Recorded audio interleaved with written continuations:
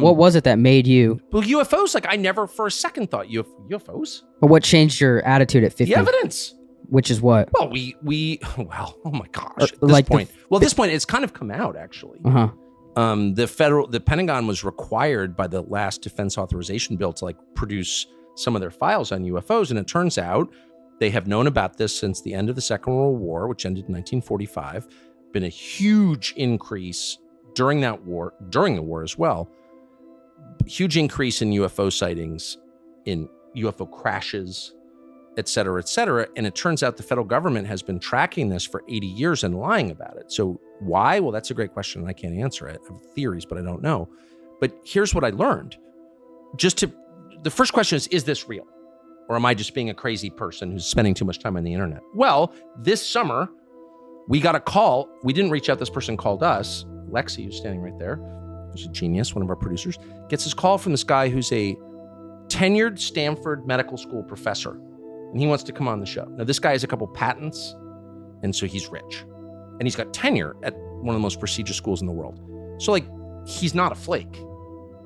He comes on, and he's like, 11 years ago, the U.S. government reached out to me because I'm an expert on head injuries, on brain injuries, traumatic brain injuries, as a physician. And they had all these court cases from families of U.S. servicemen, over 100, who'd been killed by UFOs. And the Department of Defense was refusing to give them death benefits or medical benefits. And I'm like, and he's like, so they're in the courts. And I was like, there are over 100 servicemen killed by UFOs? Like, what? He's like, yeah. And there are court cases about it. I'm like, why isn't this on the front page of the New York Times? I don't know. But he goes, I'm involved in it. I'm one of the researchers. I'm the expert witness in these cases. Holy shit. What does that mean? And he's like, for example, UFOs appear to be attracted for whatever reason to nuclear energy. So at nuclear missile bases in the upper Midwest, for example, nuclear-powered aircraft carriers, nuclear-powered submarines are all getting buzzed by these objects, including underwater. And in a number of cases, these things have landed on military bases, including famously in Germany, in West Germany in the 70s. And servicemen have approached them. Like, what is this thing? There's this like giant glowing thing on the base. And they approach and they get traumatic brain injury. Like they are rendered. Like, they get brain damage or they're killed. And he studied their brains. And they have, this is all totally real. This is the Department of Defense, dude. And they've all had this damage from some kind of powerful energy that we cannot identify. So then this guy's like, wow, he's just a scientist. He never believed in UFOs. He's like, this is real. I cannot believe this is real. This is like crazy. He should start to do research on it. He's still at Stanford. And it turns out that actually, yes, these things have been shot down and crashed, and the US government has the wreckage, and it's being held by defense contractors, Raytheon, Lockheed, which are big independent companies, but that work for the US government. They're really part of the Department of Defense, but they're separate. So you can't, their sunshine laws don't apply to them. You can't actually get information from them. It's a very tricky way to hide information.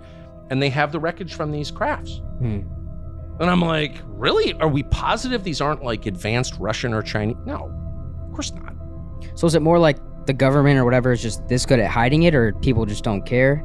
Well, I think it's a combination of both. I think it's too big for people to metabolize. Like if Prince Harry says something stupid, everyone's like, I can't believe Prince Harry. Because like that's manageable. You can like, oh, this douchey fake prince with his stupid wife from Santa Monica. Like I get that. But the idea that we're not alone in the universe and we're getting buzzed by these objects whose behavior defies physics, like that just explodes too many categories in my head. I just can't deal with it. And I think that's part of it. But I'll tell you this, the most interesting from my perspective, I don't know if it's a consensus, but a lot of people, serious people, not crazy people who study this stuff, US government employees, seem to believe that these objects are coming from under the oceans. So the conventional view is they're coming in from outer space. There's not actually a lot of, something enters the atmosphere, we can see it on satellite, and there's not any evidence of that actually. Maybe it's happening, but we don't know that it is. There's a lot of evidence these things are coming out of the ocean, including videotape of these objects coming out of the water at high speed, or even more amazing, descending at Mach 3 into the water. And then of course we have a huge submarine fleet. What the fuck? Then we have a huge submarine fleet, American, but also Chinese and Russian, underwater with pretty sensitive measurement devices, sonar, etc. And they have recorded these objects doing hundreds of knots underwater. So like, let's just stop there. Wait, what's knots? It's 1.1 miles per hour. It's a Oh. way that we measure objects in the water. Oh.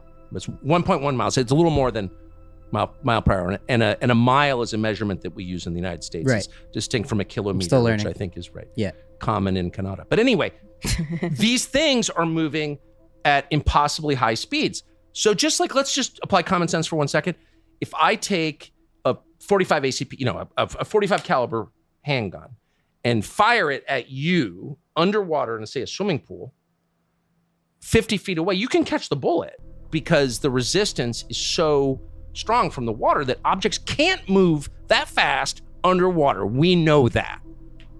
But they are, and they're moving without any visible means of propulsion. So no wake, no bubbles. Where have we like tracked that? All over speed? the world. All over the world. Really? Yes. On like sonar systems? Yes, from the submarines. And this has come out. Wow. Like some of this is in the New York Times. That's This crazy. is not like you have to go on the dark web to find out. So what, is there like aliens are living in the Earth's core or some shit? I have no idea. I'd only be speculating, but there is, I want to restate, videotape of these objects of unknown origin hitting the water and disappearing and then coming out of the water. And by the way, there was just last week, I spoke to a member of Congress about this who was on a military base in the state of Florida where they showed him images of 4 of these things that like a Raptor pilot, some American fighter pilot took these images of these objects right next to his plane. But here's the most interesting thing. They got a thermal read on him. They measure heat. That's one of the ways that, we get a heat imprint. Like if we have a thermal optic, I can see the heat coming off your body. That's how we see things at night. Yeah. The thermal imaging of this showed the heat at the bottom of the object and not at the top. And as the commanding general said to this member of Congress, he's like, that doesn't make any sense because heat does what? It rises. So you don't ever see a thermal image of anything with the heat at the bottom. The heat's at the top. Is cool at the top, hot at the bottom?